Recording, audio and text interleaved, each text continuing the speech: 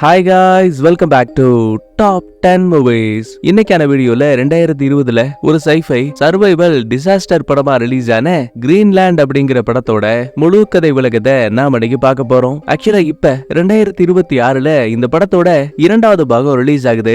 அதனாலதான் உங்களுக்காக முதல் பாகத்தை கொண்டு வந்தேன். இந்த கதையோட ஒன்லைன் என்ன அப்படின்னா, நாசாவை சேர்ந்தவங்க வான்வெளியில எக்கச்சக்கமான வால் நட்சத்திர கற்கள் படு பயங்கரமான வேகத்துல பூமியை நோக்கி வருதுங்கிற உண்மையை கண்டுபிடிச்சிருக்காங்க. இந்த பஞ்சாயத்துக்கு மத்தியில நியூயார்க்ல இருக்க நம்ம கதையோட ஹீரோ தன்னோட ஃபேமிலிய இந்த வால் நட்சத்திர தாக்குதல்ல இருந்து காப்பாத்தினானா இல்லையாங்கிறதா இந்த படத்தோட மீதி கதை. உண்மையாவே சலிக்காத ஒரு படம். சோ ஆரம்பத்துல இருந்து கடைசி வரைக்கும் ஃபுல்லா பாருங்க. உங்கூட்டு புள்ளியா நினைச்சு வீடியோக்கு ஒரு லைக் பண்ணிட்டு இப்பதான் நம்ம சேனலுக்கு புதுசா வந்திருக்கீங்கன்னா சப்ஸ்கிரைப் பண்ணிட்டு பக்கத்துல இருக்க அந்த பெல் பட்டனையும் ஆன்ல வச்சுக்கோங்க. அப்பதான் அடுத்தடுத்த வீடியோக்குள்ள அப்லோட் பண்ணும்போது நோட்டிபிகேஷன் டக்குனு உங்க செல்லுக்கு வரும். பொதுவா உங்க எல்லாருக்குமே அம்மாவோட நேம்ல நான் ஹெர்பல் ஹேர் ஆயில சேல் பண்ணிட்டு இருக்கேன் அப்படிங்கிறது உங்களுக்கு தெரியும். உங்களோட எல்லா விதமான தலைமுடி பிரச்சனைகளுக்குமே நம்ம கிட்ட சொல்யூஷன் இருக்கு. இதுக்கு முன்னாடி வாங்கின கஸ்டமர்ஸும் யூஸ் பண்ணிட்டு நல்ல ரிவ்யூஸும் கொடுத்திருக்காங்க. சோ கமெண்ட் செக்ஷன்ல வாட்ஸ்அப்போட நம்பரை கொடுக்குறேன். ஹாய்னு ஒரு சின்ன மெசேஜ் போடுங்க. மீதி வேலையை நாங்க பாத்துக்கிறோம். சரி, இப்ப அப்படியே கதைக்குள்ள போலாமா?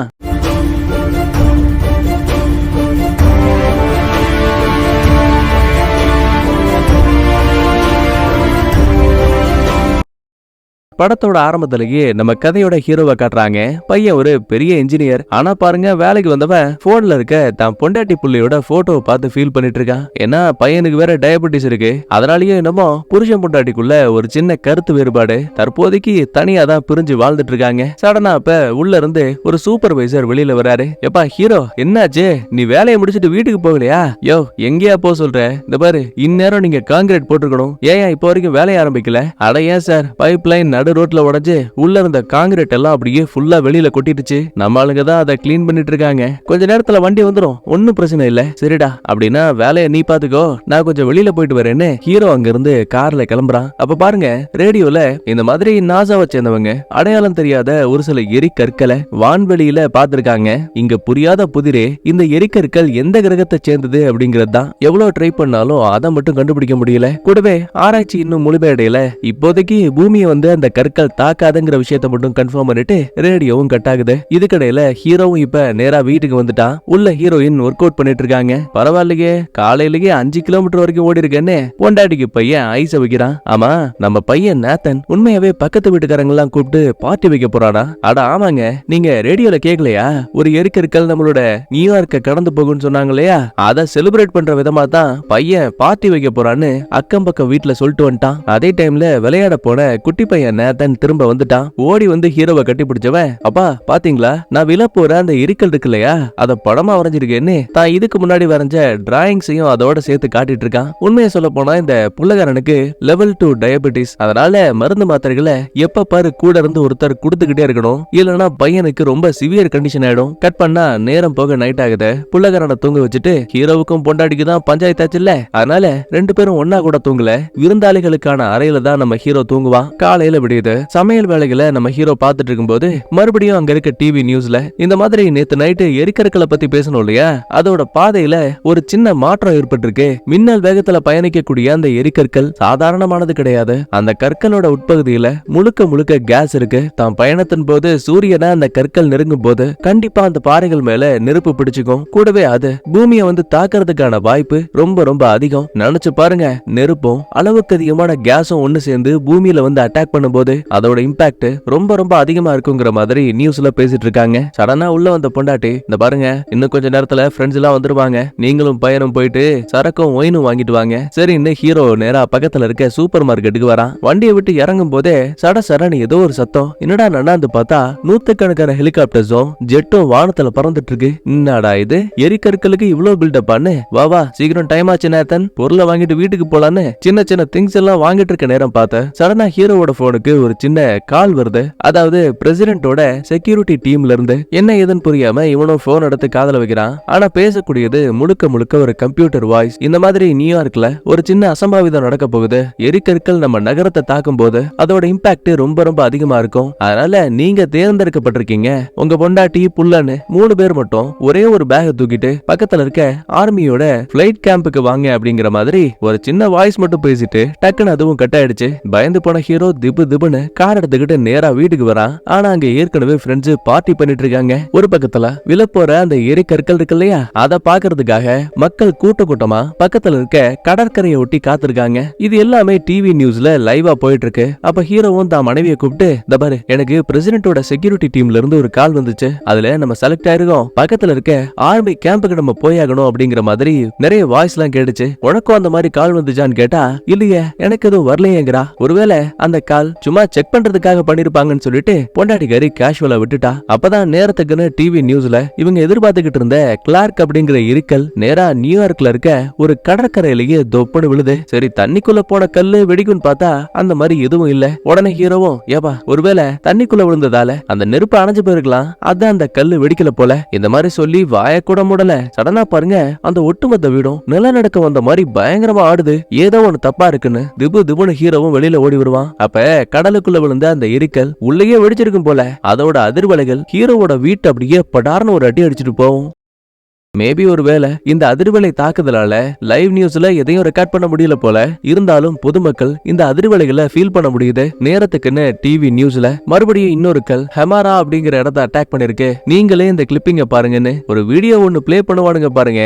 நல்லா கால்பந்து மைதான அளவுக்கு ஒரு பெரிய கல் வந்து அந்த நகரத்து மேல அட்டாக் ஆயிருக்கு. அடுத்த செகண்டே உள்ள இருந்த கேஸ் எல்லாம் நெருப்பா மாற ஒரு சில நொடிகள்லயே அந்த எரிக்கல் அவ்வளவு பெரிய நகரத்தையே எரிச்சு சாம்பலாகிடுச்சுங்க. சொல்ல போனா இந்த இம்பாக்ட் 1500 மைல்களை கடந்துதான் நம்ம ஹீரோவோட வீடு வரைக்கும் வந்திருக்கு. இப்ப மறுபடியும் ஹீரோவோட போனுக்கு அந்த பிரசிடென்ட்டோட செக்யூரிட்டி டீம்ல இருந்து ஒரு கால் வருது. அட்டன் பண்றான். மறுபடியும் நீங்க 3 பேரும் செலக்ட் ஆயிருக்கீங்க. பக்கத்துல இருக்க ஆர்மி கேம்புக்கு உடனே வாங்க. போன்ல உங்களுக்காக தனிப்பட்ட முறையில ஒரு QR கோட் அனுப்பியிருக்கோம். அதை காமிச்சா போதும், உங்களுக்கான டேக் கொடுப்பாங்க. அதுக்கப்புறம் நீங்க பாதுகாப்பா எங்களோட பங்கருக்கு போக முடியுங்கிற மாதிரி வாய்ஸ் கேட்டுட்டு கட் ஆகுது. ஆனா இங்க புரியாத புதிரே நம்ம ஹீரோவை தவிர இங்க இருக்க யாருக்குமே கால் வரல. ரைட்ரா, இவனுக்கும் பிரசிடென்ட்டுக்கும் ஏதோ ஒரு தொடர்பு போல. வாங்க நம்ம உயிரை காப்பாத்திக்கலான்னு அக்கம் பக்கத்து வீட்டுக்காரனுங்க தன்னோட வீட்டுக்கு ஓடி போயிருவானுங்க. அதே டைம்ல குட்டி பையன் நேத்தன் வெளியில வந்து பார்த்தா ஒட்டுமொத்த வானமும் தீ பிடிச்சு எரியற மாதிரி செக்கச்செவேர்னு செவந்து கிடக்கு. இதெல்லாம் பார்த்தா ஹீரோவுக்கு எப்படி இருக்கும்? ரைட்ரா, இந்த பிரசிடென்ட்டோட வாய்ஸ் எல்லாம் உண்மையா பொய்யான்னு தெரியல.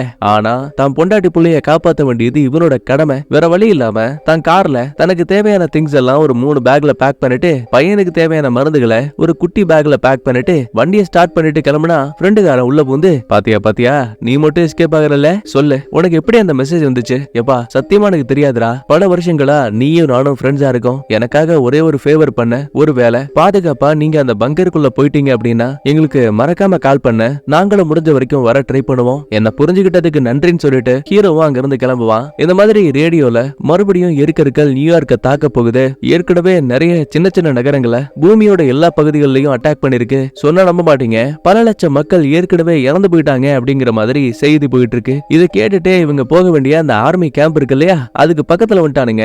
ஆனா பாருங்க, போற வழி ஃபுல்லாவே பயங்கரமான டிராபிக். புள்ளகாரன் வேற குளிருதேன்னு சொல்லிட்டு பேக்ல இருந்து ஒரு துண்டு அப்படியே வெளியில எடுப்பான். அப்ப தெரியாதனமா உள்ள இருந்த இவனோட மருந்து இருக்கு இல்லையா, அது தவறி அப்படியே காருக்குள்ளேயே விழுந்துரும். இத நம்ம ஆளுங்க கவனிக்கல. இந்த பாருங்க, ஒருவேளை நம்மள மாதிரியே இவங்களும் செலக்ட் ஆயிருக்கலாம். அதான் மொத்த பேரும் இங்க வந்துட்டானுங்க போல. முதல்ல நம்ம உள்ள போலான்னு வண்டியை ஸ்டாப் பண்ணிட்டு தங்களோட பேக்ஸை தூக்கிட்டு குடுகுடுன்னு ஆர்மி கேம்ப் கிட்ட ஓடி வரானுங்க. ஏற்கனவே ஆயிரக்கணக்கான மக்கள் எங்களை உள்ள விடுங்கன்னு கதறிட்டு இருக்கானுங்க. ஆனா சோல்ஜர்ஸ் எல்லாம் யாருக்கிட்ட எல்லாம் QR கோட் இருக்கோ அதை மட்டும் ஸ்கேன் பண்ணி அதுக்கப்புறம் அவங்களோட கையில ஒரு சின்ன பேண்ட மாட்டி விட்டு அப்புறம் தான் உள்ளே அனுப்புறானுங்க. நம்ம ஹீரோவோட ஃபேமிலி கிட்ட QR கோட் இருக்குல்ல, இப்ப அதை காட்டிட்டு நம்ம ஆளுங்க உள்ள வந்துட்டாங்க. ஆனா ஒரு ஆளுக்கு ஒரு பேக் தான் அனுமதின்னு சொல்லிருப்பாங்க. அதனால 3 பேக்ல இருக்க திங்ஸ கொஞ்சம் கொஞ்சமா கலைச்சு ஒரே பேக்ல ஆல்டர் பண்ணிட்டு இருக்கானுங்க. அப்பதான் இந்த ஹீரோயினை கவனிக்கிறா. நேத்தனுக்காக வச்சிருந்த மருந்து இருக்கு இல்லையா, அதை இப்ப காணும். புள்ளகாரனுக்கு மருந்து ரொம்ப முக்கியம். சோ என்ன பண்றதுன்னு புரியாம அங்க இருக்க சோல்ஜர் கிட்ட பிளைட் எப்ப கிளம்புன்னு கேட்டா இன்னும் 20 நிமிஷம் டைம் இருக்குங்கிறான். சரி சார், கொஞ்சம் வெயிட் பண்ணுங்க, நான் என் பையனுக்காக மருந்து கொண்டு வரணும், நான் உடனே வெளியில போயிட்டு டக்குன்னு வந்துடுறேன்னு ஹீரோ மட்டும் பெர்மிஷன் கேட்டுட்டு வெளியில ஓடி போயிடுவான். நேரம் வேற போயிட்டு இருக்கு. அப்பதான் ஹீரோயினும் பக்கத்துல இருக்க சோல்ஜர் கிட்ட, சார் என் புருஷன் வெளியில போயிருக்காரு, என் பையனுக்கு தேவையான டயபெட்டிஸ் மருந்துகளை எடுக்கிறதுக்காக, சோ கொஞ்சம் வெயிட் பண்ணுங்கன்னு கேப்பா. எது மருந்துகளா? பிளைட்டுக்குள்ள மருந்தோடய ஏற போறீங்க? ஆமா, ஏன் என்னாச்சு? அதுல எதுவும் பிரச்சனையா என்ன? அப்படி என்ன உங்க பையனுக்கு பிரச்சனைன்னு கேட்டா லெவல் 2 டயபெட்டிஸ்ங்கறா. மேடம் நீங்க உடனே என் கூட வந்தாகணும்னு பக்கத்துல இருக்க சீனியர் ஆபீசர் கிட்ட கூட்டிட்டு வராங்க. உடனே அந்த அக்காவும் பாருமா நீங்க பாதுகாப்பா பங்கருக்குள்ள போறதெல்லாம் ஓகே தான், ஆனா நோய்வாய்ப்பட்ட குழந்தைய உங்களால அங்க கொண்டு போக முடியாது. என்ன பேசுறீங்க? என் புள்ளைய நான் கூட்டிட்டு போக கூடாதா? பாரு இந்த முடிவுகளை நாங்க எடுக்கல, அரசாங்கம் எடுத்திருக்காங்க. ரூல்ஸ ஃபாலோ பண்ண வேண்டியது எங்களோட கடமை. உங்க பையனை விட்டுட்டு போங்க, கேம்ப்ல வச்சு நாங்க பாதுகாப்பா பாத்துப்போம். யோ என்னையா பேசிட்டு இருக்க? எரிக்கல் விழுந்தா மொத்த பேரும் செத்து போயிடுவீங்கயா. ஒருவேளை உங்க ஃபேமிலியை சேர்ந்த யாராவது இந்த மாதிரி நோய்வாய்ப்பட்டிருந்தா அவங்கள பிளைட்ல ஏத்த மாட்டீங்க? ஒரு நிமிஷம் அமைதியான அந்த அக்காவும், மேம் என்னோட ஃபேமிலி செலக்ட் ஆகல மேம், பட் இருந்தாலும் என்ன பண்றது, நாட்டுக்காகவும் மக்களுக்காகவும் நாங்க தொடர்ந்து வேலை பார்த்துக்கிட்டே தான் இருக்கணும். ஹீரோனுக்குமே இதை கேட்டு ரொம்ப கஷ்டமா தான் இருக்கு. பட் இருந்தாலும் மறுபடியும் கெஞ்சி கேட்கும் போது அந்த அக்காவும் நிலைமையை புரிஞ்சுக்கிட்டு சரி ஒரு குழந்தை தானே என்ன ஆக போகுது, என்ன தப்புன்னு தெரிஞ்சும் கூட இவங்கள பிளைட்ல ஏத்துறதுக்கு அனுமதிக்கிறாங்க. இதே டைம்ல கார்ல மருந்தெடுக்க போன ஹீரோ ஒரு வழியா பேக தூக்கிட்டு திரும்ப குடு குடுன்னு என்ட்ரன்ஸ்க்கு தான் கையில இருந்த கியூஆர் காட்டிட்டு உள்ள வந்துருவான். இப்ப பிரச்சனை என்னன்னா பொண்டாட்டி புள்ள எங்க இருக்காங்கன்னு ஹீரோவுக்கு தெரியல. செக்யூரிட்டி ஆபீசர் கிட்ட கேட்டா சார் டைம் ரொம்ப அதிகமாயிடுச்சு, இன்னும் கொஞ்ச நேரத்துல பிளைட்டே கிளம்ப போகுது, பல்லாயிரக்கணக்கான மக்களை இங்க இருந்து நாங்க கூட்டிட்டு போயிட்டு இருக்கோம், கண்டிப்பா ஏதாவது ஒரு பிளைட்ல உங்க மனைவியும் குழந்தையும் இருப்பாங்க, சோ வெயிட் பண்ணாம நீங்களும் வண்டியில ஏறுங்க, பங்கருக்கு போனதுக்கு அப்புறம் உங்க பொண்டாட்டி புள்ளைய தேடி கண்டுபிடிச்சுக்கங்க. சரி கால் பண்ணி பார்க்கலான்னு பார்த்தா போன்ல சிக்னல் வேற இல்ல. ஒரு குழப்பத்தோடய நம்மளும் வேற வழி இல்லாம அங்க இருக்கக்கூடிய பிளேன்ல ஏறான்.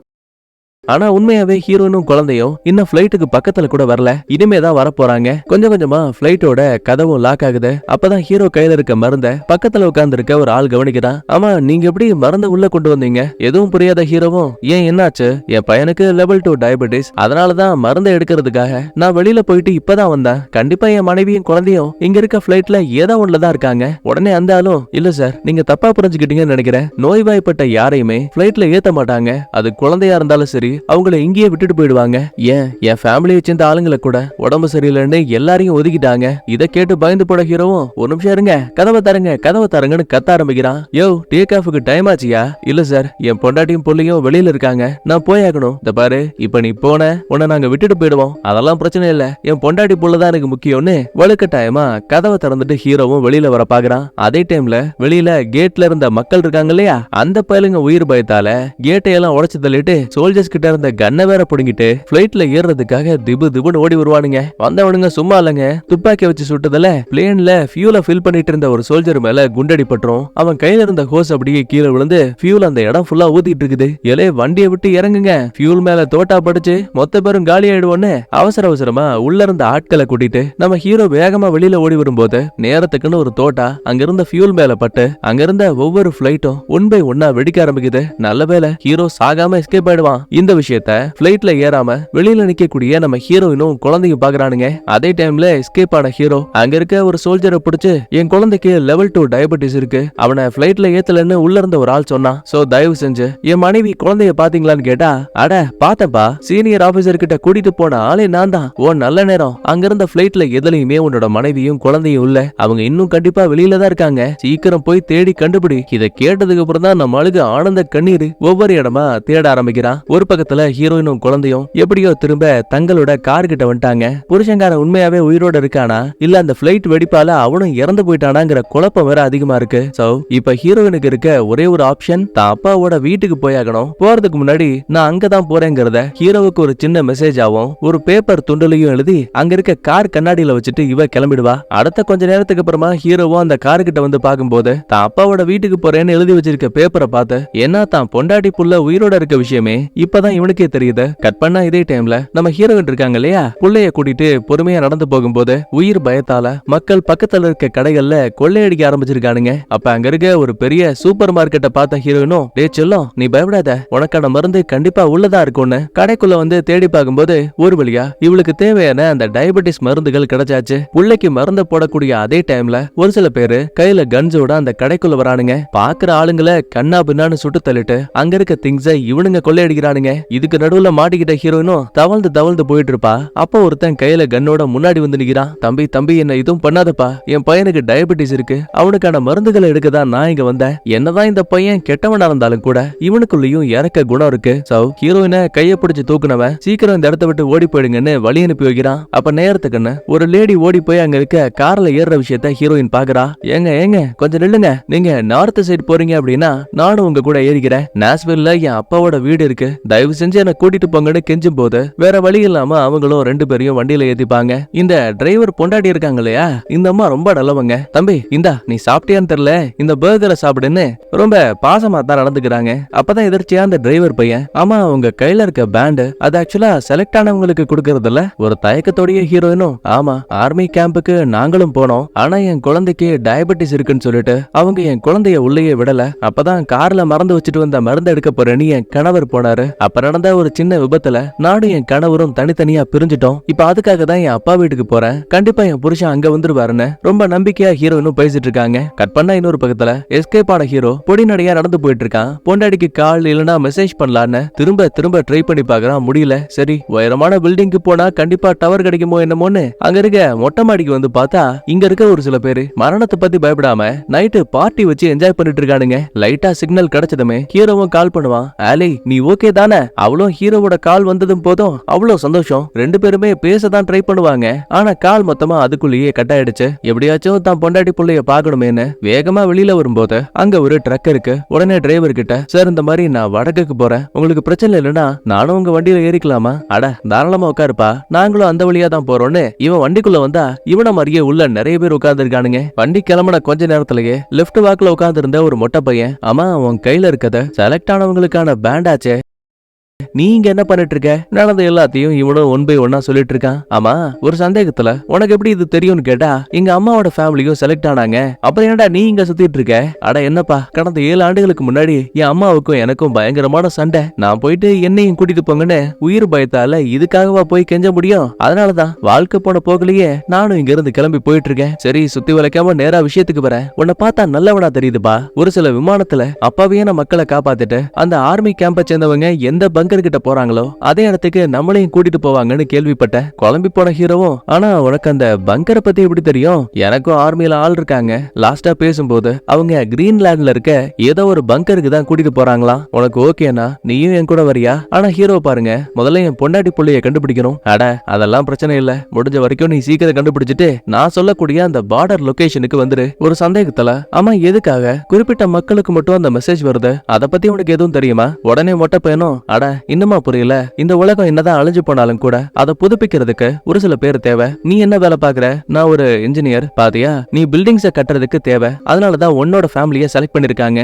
அதே மாதிரியே என்னோட அம்மா மருத்துவர், அதனால அவங்களையும் செலக்ட் பண்ணிருக்காங்க. சோ குறிப்பிட்ட ஒவ்வொரு துறையை சேர்ந்த ஆளுங்களை செலக்ட் பண்ணி தான் அவங்கள மட்டும் பங்கருக்கு கூப்பிட்டு இருக்காங்க. சரி போனது போகட்டும், நான் சொன்ன மாதிரி கனடாவோட பார்டருக்கு வந்துரு, நாளைக்கு நைட் வரைக்கும் டைம் இருக்குன்னு சொல்லுவான். அதே டைம்ல ஹீரோனை கூட்டிட்டு போயிட்டு இருக்க அந்த டிரைவரை பாருங்க, இப்ப இவனுக்கு ஒரு கிறுக்குத்தனமான ஐடியா. மொத்தமாவே இன்னும் இந்த ஆர்மி கேம்ப் முடியல, இவங்க போயிட்டு இருக்க அந்த வடக்கு திசையிலயும் ஒரு ஆர்மி கேம்ப் இருக்கு. சோ டக்குன்னு பிளான போட்டவன் ஹீரோயின் கையில இருக்க அந்த பேண்ட வாங்கிட்டா குட்டி பையனே தங்களோட பையன்னு போய் சொல்லிட்டு இவங்க இங்க இருந்து தப்பிச்சு போலான்னு பிளான் பண்ணுவானுங்க. சடனா வண்டியை நிறுத்தின டிரைவர் ஹீரோயினை பிடிச்சு, பாரு உன் கையில இருக்க பேண்ட கூட, உன் பையனை நாங்க காப்பாத்துறோம், வேணா வேணா இப்படி எல்லாம் பண்ணாதீங்கன்னு ஹீரோயின் நல்லா ஆரம்பிக்கிறா. அந்த டிரைவர் பொண்டாடி கூட ஆரம்பத்துல வேணா வேணான்னு தடுத்தாலும் ஹீரோனை கீழே இழுத்து போட்டுட்டு அவ கையில இருந்து பேண்ட வாங்கினதுமே கிடைக்கிற வாய்ப்பை தவற விடக்கூடாதுன்னு அழுதபடியே அமைதியா உட்கார்ந்துருவா. அதுக்கப்புறம் இந்த பைத்தியக்காரன் கார் எடுத்துட்டு குட்டி பையனை மட்டும் வலுக்கட்டாயமா கூட்டிட்டு அங்க இருந்து கிளம்பிடுவாங்க.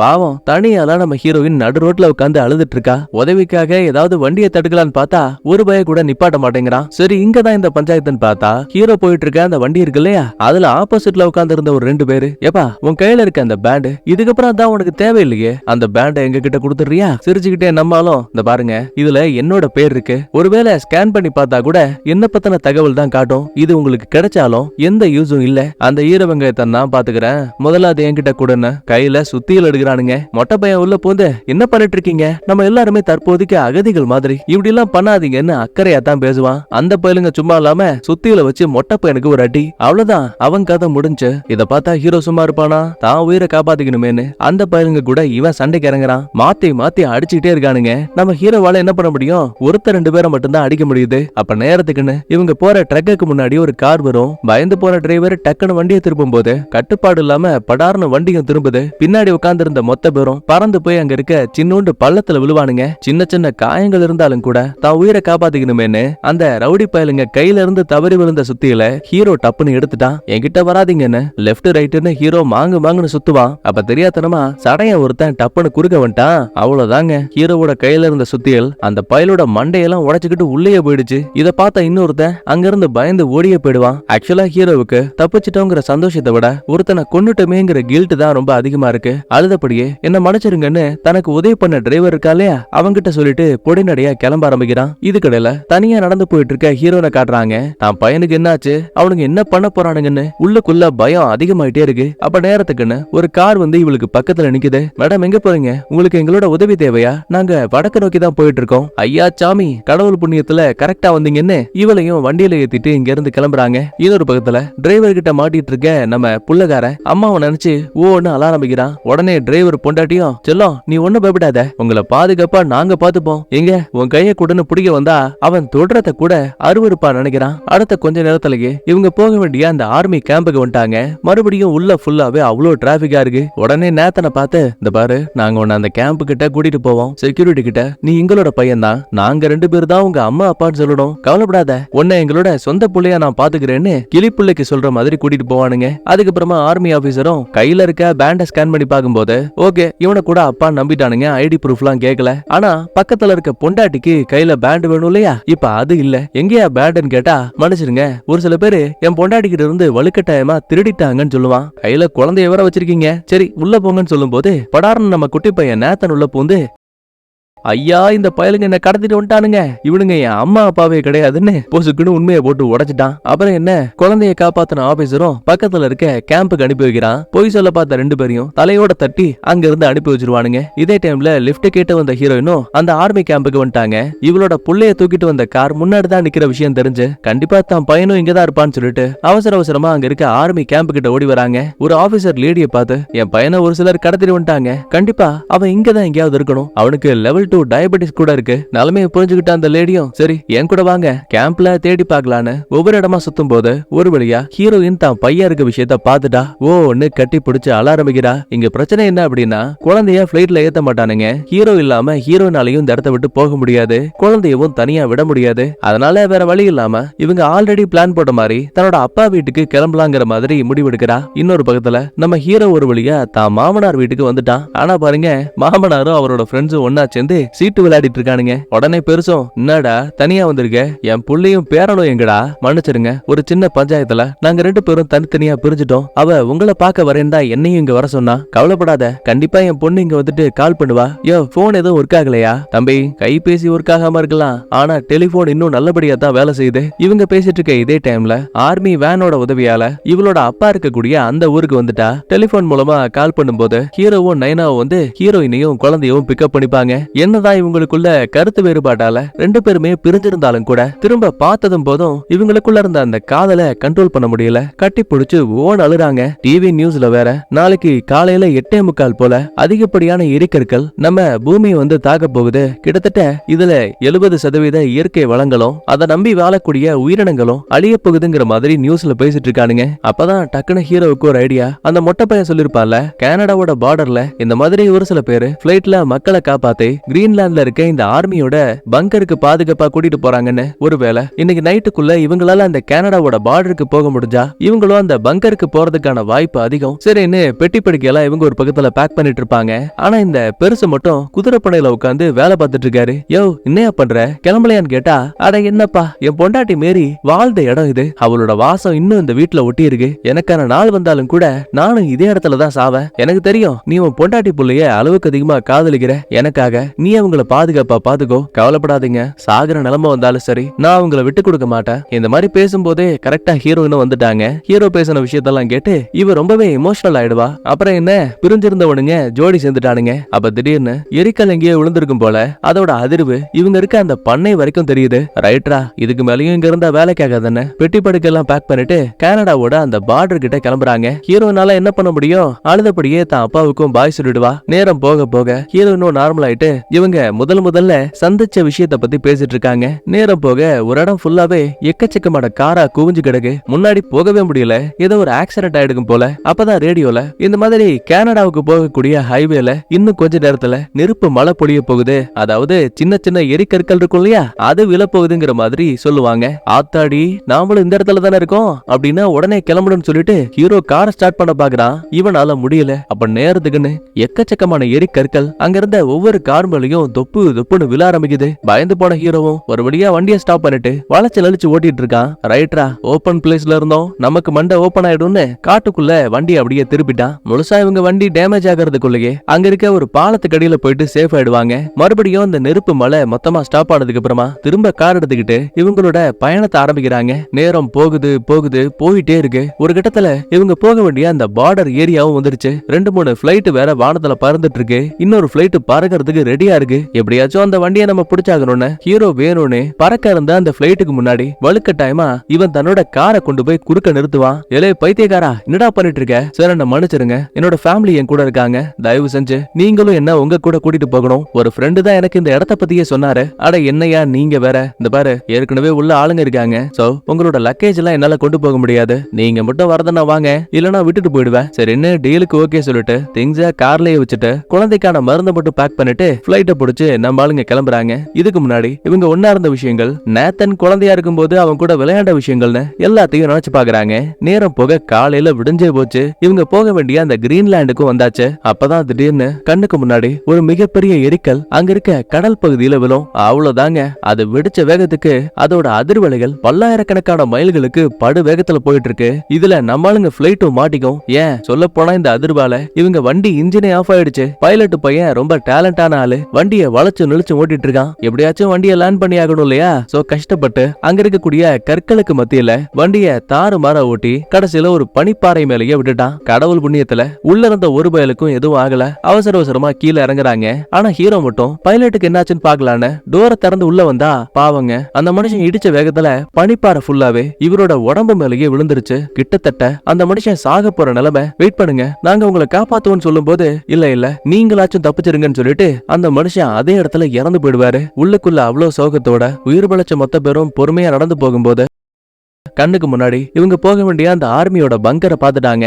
அதுல ஒரு சில ட்ரக்கும் கூட நம்ம ஆளுங்களை பாத்துருச்சு. சரி, எப்படி இருந்தாலும் மக்களாச்சே, இவ்வளவு தூரம் வந்துட்டாங்க, வெளியில சாகுன்னு விடவா முடியும்? அதனால இறக்கப்பட்டு இவங்க எல்லாரையுமே காப்பாத்திட்டு எந்த ஒரு ப்ரூஃபும் இல்லாம பங்கருக்குள்ள கூட்டிட்டு போயிடுவாங்க. கரெக்டா 8:45 ஆனதும் போதும் வானத்துல இருந்து எரிக்கற்கள் மழை பொழிய ஆரம்பிக்குது. உசுரை காப்பாத்திக்க மொத்த பேரும் பங்கருக்குள்ள ஓடுறானுங்க. நேரத்துக்குன்னு கரெக்டா அங்க இருந்த கதவும் லாக் ஆகுது. உள்ள இருக்கக்கூடிய மொத்த பேருக்கும் எக்கச்சக்கமான அதிர்வுகள் மட்டும்தான் தெரியுது. ஆனா நமக்கு மட்டும் இந்த உலகம் எரிக்கற்கள் தாக்குதலுக்கு பிறகு எப்படி மாறி போயிருக்குன்னு ஒரு சில கிளிப்பிங்ஸ் மட்டும் காட்டுவாங்க. கட் பண்ணா அடுத்த 9 ஆண்டுகளுக்கு அப்புறமா பங்கருக்குள்ள இருந்த நம்ம ஆளுங்களுக்கு கதவை திறந்த இந்த உலகம் எப்படி இருக்குன்னு காட்டும் போது 90% மக்கள் இறந்து போயிட்டாங்க. கூடவே இயற்கை வளங்களும் எல்லாம் முடிஞ்சு போச்சு. திரும்ப அழிஞ்சு போன எல்லாத்தையும் நாம தான் உருவாக்கணும்னு சொல்லும் போது சடனா வெளியில ஒரு சில சிட்டுக்குருவிகள் பறந்து போற மாதிரி தெரியுது. அப்படின்னா ஒரு பறவை எங்க இருக்கோ கண்டிப்பா அந்த இடத்துல இயற்கை வளங்களும் இருக்கும். இந்த உலகம் இன்னும் முழுசா அழியல, திரும்ப நம்ம ஆளுங்க அதை புதுப்பிக்க போறாங்கிற மாதிரி காட்டி அப்படியே அந்த இடத்துல இந்த படத்தையும் முடிக்கிறாங்க.